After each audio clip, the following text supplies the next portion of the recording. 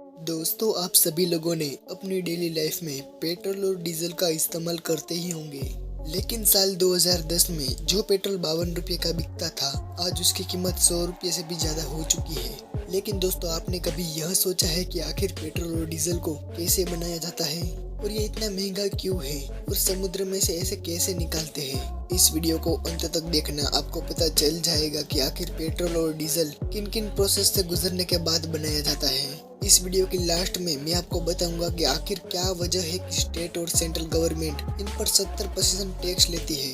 दोस्तों, हमें पेट्रोल और डीजल दो जगह से मिलते हैं, एक जमीन में से और दूसरा समुद्र में से।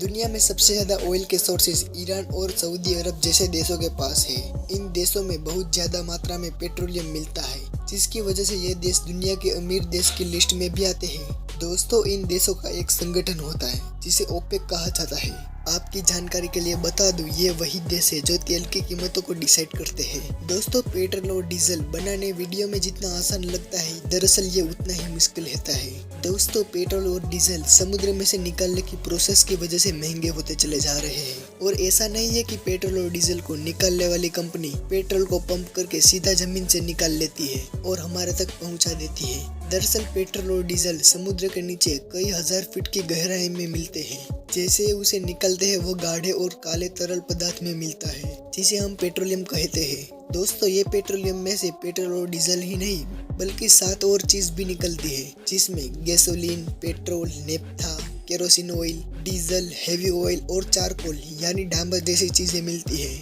दोस्तों, आपके मन में यह सवाल आया ही होगा कि आखिर जमीन और समुद्र के भीतर ये पेट्रोलियम कहाँ से आया। दरअसल दोस्तों, पहले के टाइम पर धरती पर जब नेचुरल डिजास्टर हुए, तब जमीन पर रहने वाले पेड़ पौधे और जानवर जमीन के अंदर ही दब गए और समय के साथ यह डिकम्पोज होकर प्रेशर की वजह से पेट्रोलियम में कन्वर्ट हो गए। अब इसके बाद इंसानों ने कई बड़ी बड़ी मशीन से ड्रिलिंग करके पेट्रोलियम का बाहर निकालना शुरू कर दिया। इस पेट्रोलियम में क्रूड ऑयल यानी कच्चा तेल भी होता है और एक बार जब इसे निकाल दिया जाता है तो अब इस कच्चे तेल को कारखाना में भेज दिया जाता है।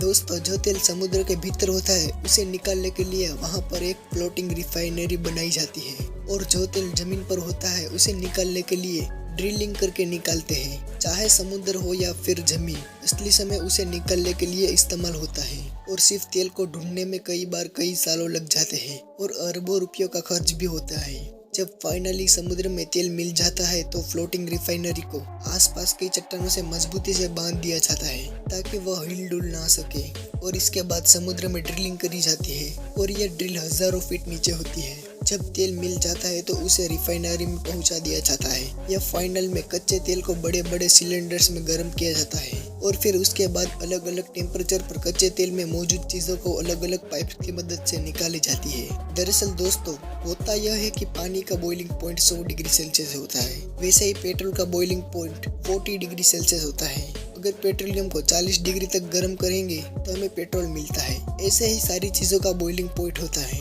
और अगर हम डीजल को निकालना चाहें तो पेट्रोलियम को 260 डिग्री सेल्सियस तक गर्म करना पड़ता है। और एक बार जब पेट्रोल बन जाता है तो टेस्टिंग में यह भी देखा जाता है कि कितने ऑक्टेन का पेट्रोल बना है और जितना ज्यादा ऑक्टेन नंबर होता है उतना ही ज्यादा महंगा और अच्छा तेल माना जाता है और इसके बाद बड़े बड़े टैंक में इसे स्टोर करके रखा जाता है। बाद में जरूरत पड़ने पर उसे टैंक में निकाल कर ट्रांसपोर्ट किया जाता है। भारत में इंडियन ऑयल, HP पेट्रोलियम और रिलायंस जैसी कंपनियां अरबों रुपये इन्वेस्ट करती है और तब जाकर यह पेट्रोल हमारे तक पहुंचता है।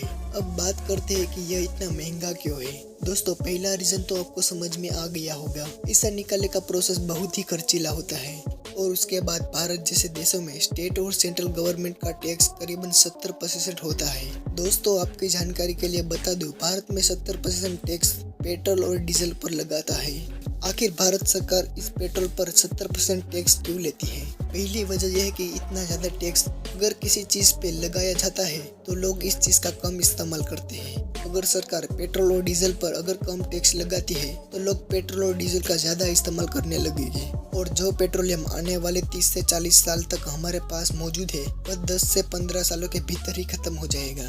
दोस्तों, पेट्रोल और डीजल एक गैर नवीनीकरण संसाधन है और इसीलिए जैसे जैसे यह इस्तेमाल होते हैं वैसे ही यह खत्म होते चले जा रहे हैं और इसलिए यह महंगे होते चले जा रहे हैं। दोस्त आप अपने सवाल हमें कमेंट में पूछ सकते हो और इस वीडियो से कुछ नया सीखा हो तो इसे लाइक करके चैनल को सब्सक्राइब करना ना भूलें।